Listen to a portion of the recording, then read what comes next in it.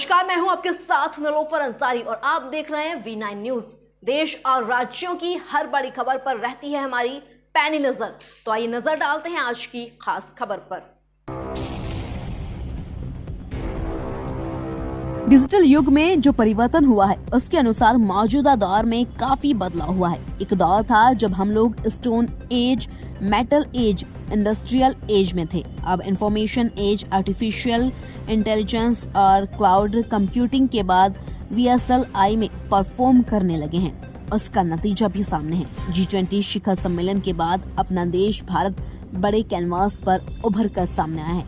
यह सब बातें भागलपुर के इंजीनियरिंग कॉलेज में 150 शोध पत्रों के बाद निकलकर सामने आई हैं। पिछले दिनों भागलपुर के इंजीनियरिंग कॉलेज में advances in engineering science and technology जैसे विषयों पर देश के अलग अलग राज्यों से विशेषज्ञों का आगमन हुआ था।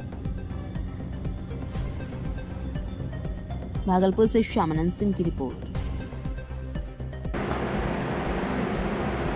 जो ग्लोबलाइजेशन के दिशा में कार्य हुआ उसके बाद बिहार एक खुलता हुआ प्रदेश है।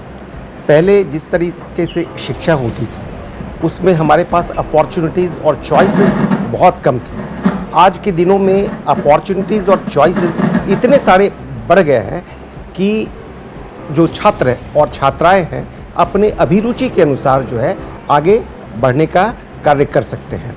अपने प्रोफेशन में अपने कैरियर को आगे बढ़ाने का कार्य कर सकते हैं। रूरल इंडिया जी, रूरल बिहार जी को ध्यान में रखते हुए आप लोग की टेक्नोलॉजी वहाँ तक कैसे पहुँच कर? देखिए, मैं ये बताऊं कि यहाँ पे समहाउ अदर मेरा कहना है कि प्राइमरी एजुकेशन, सेकेंडरी एजुकेशन और जो हायर एजुकेशन है ये पिछले 20-25 साल में बिहार में काफ़ी पीछे चला गया।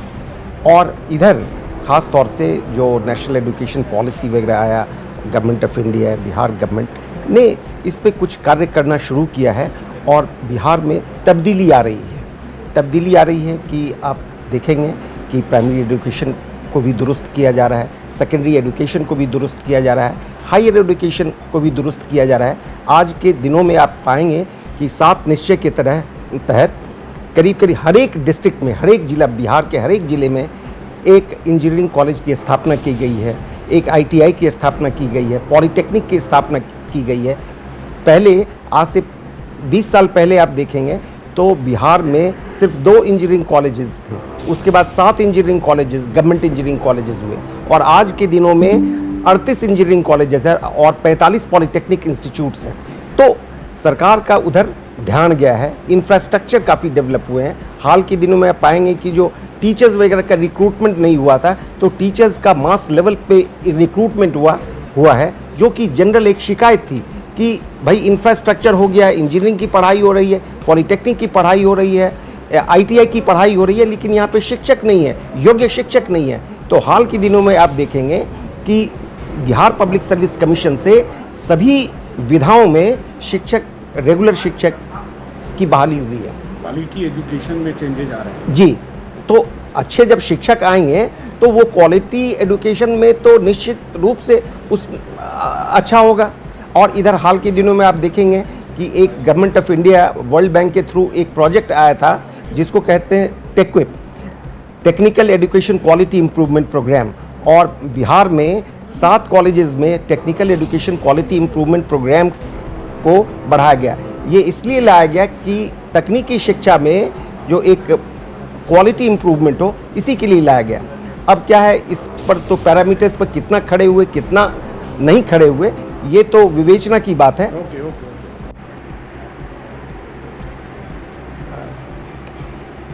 ग्लोबलाइजेशन के बाद आप देखेंगे कि जो बिहार एक खुलता नई जिम्मेदारी आपके ऊपर आई है भागलपुर। अच्छी बात है, कभी एक मौका मिला, इसको आप किस सोचते हैं? इसको सबसे बड़ी बात है, जितना इंफ्रास्ट्रक्चर हमारे पास अभी अवेलेबल है उसमें थोड़ा सुधार लाना है और कुछ क्रिएट भी करना है। हमारे पास फैकल्टी है, फैकल्टी कुछ नए हैं, कुछ पुराने भी 2-4-5 साल के बाद रिटायर होने वाले हैं, लेकिन नए फैकल्टी में ऊर्जा भरा हुआ है। उनका ऊर्जा का उपयोग करना है, हमारे बच्चे लोग बहुत टैलेंट यहाँ आ रहे हैं। पूरे बिहार के सबसे अच्छे कॉलेज में गिना जा रहा है हमारा ईबीसी, और इसको एक अच्छा मार्गदर्शन की ज़रूरी है। जो हम अपने 30 साल से ऊपर टीचिंग करियर का या अनुभव का इसमें हम सुधार करने की कोशिश कर रहे हैं। हर क्षेत्र में सुधार करने की कोशिश कर रहे हैं। यहाँ हम 10-15 दिन करीब से सभी शुरू किए हैं, लेकिन हम देख रहे हैं सभी क्षेत्र में कुछ न कुछ कमी है। जो भी कारण हो, पहले रेगुलर प्रिंसिपल नहीं थे या अप टू मार्क प्रिंसिपल माने कुछ नहीं थे, जिसकी वजह से हम देख रहे हैं सुधार का चारों तरफ स्कोप है। हमारा वाटर लॉगिंग प्रॉब्लम है, उसको जो सुधार की ज़रूरत है। क्वार्टर सबका रख रखाव की ज़रूरी है, वो भी हमारे क्वार्टर में ऐसी हमारे जो एकेडमिक ब्लॉक है उसमें सीपेज का प्रॉब्लम है। इन सब संदर्भ में हम सेक्रेटरी साहब से बात किए हैं। सेक्रेटरी साहब हमें आश्वस्त किए हैं जो हम 1 महीना के अंदर आपके इंस्टीट्यूट आएंगे, सभी समस्या देख के उसके बाद उसको निदान करने का हम भरोसा दिए हैं। हम सोच रहे हैं जो बहुत अच्छा 2-3 साल हमारे इंस्टीट्यूट जो है बहुत अच्छा ग्रो करेगा, बहुत अच्छा ये अपना पीक पर पहुंच जाएगा, जिसके लिए प्रसिद्ध था फिर प्रसिद्धि प्राप्त कर लेगा। एक मिनट और सर आपके इस सेमिनार में पहुंचे, उन लोगों का जो इनपुट आपने लिया और उनका जो आउटपुट है वो क्या डायरेक्शन है? अगर हम बात करें, मैं तो सारे डिलिब्रेशंस को कैप्चर नहीं किया था, लेकिन अभी जो कुछ क्षण पहले मैं सुन रहा था, एक एनआईटी जमशेदपुर की प्रोफेसर थी रश्मि सिन्हा, उसने एंटेना को सॉफ्ट कंप्यूटिंग के मदद से इफ़िशिएंट बनाने के लिए ब्लेंडिंग किया आर्टिफिशियल इंटेलिजेंस मशीन लर्निंग के, कि एंटेना जो सिग्नल को रिसीव करता है उसको कैसे ट्रांसमिट करता है, सो दैट कि आपके जो टीवी है, कंप्यूटर है, चाहे और कोई सैटेलाइट कम्युनिकेशंस का जो माध्यम है, उसमें उसका परफॉर्मेंस बूस्टिंग कैसे हो, उसकी शक्ति कैसे बढ़ा जाए। तो यह सब डिलिब्रेशंस हुआ है आज के कल के सेमिनार्स में। मैं एक सिविल इंजीनियर हूँ, तो उस पर्सपेक्टिव में जो मेरा प्रेजेंटेशंस था उसके टेक्नोलॉजिकल एस्पेक्ट्स थे, उस पर मैं डिटेल में डिस्कस किया हूँ। मैं इलेक्ट्रॉनिक्स और आर्टिफिशियल इंटेलिजेंस को यूजर के पर्सपेक्टिव के पॉइंट ऑफ व्यू से, कि I am civil engineer and I am user of artificial intelligence soft computing to boost the performance of our product. मेरा प्रोडक्ट क्या है? ऑल सिविल इंजीनियर्स, रोड हम बना रहे हैं, ब्रिज हम बना रहे हैं, वाटर सप्लाई हम कर रहे हैं, इन्वायरमेंटल प्रोटेक्शन हम कर रहे हैं, मकान हम बना रहे हैं, वाटर टावर हम बना रहे हैं, ऑफशोर प्लेटफॉर्म हम बना रहे हैं। तो एक ढंग से समझिए कि civil engineers we are stewards of the society. हम लोग नेतृत्व कर रहे हैं समाज में।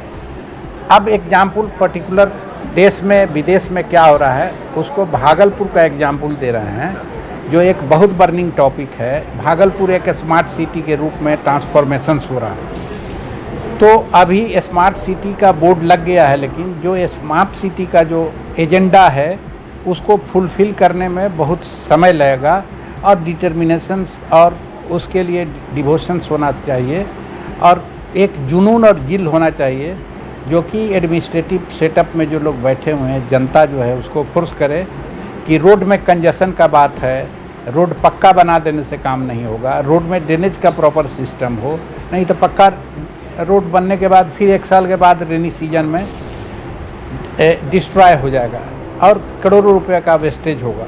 तो यह शहर में ड्रेनेज का कोई व्यवस्था नहीं है, सारे ड्रेनेज इनक्रोच्ड है।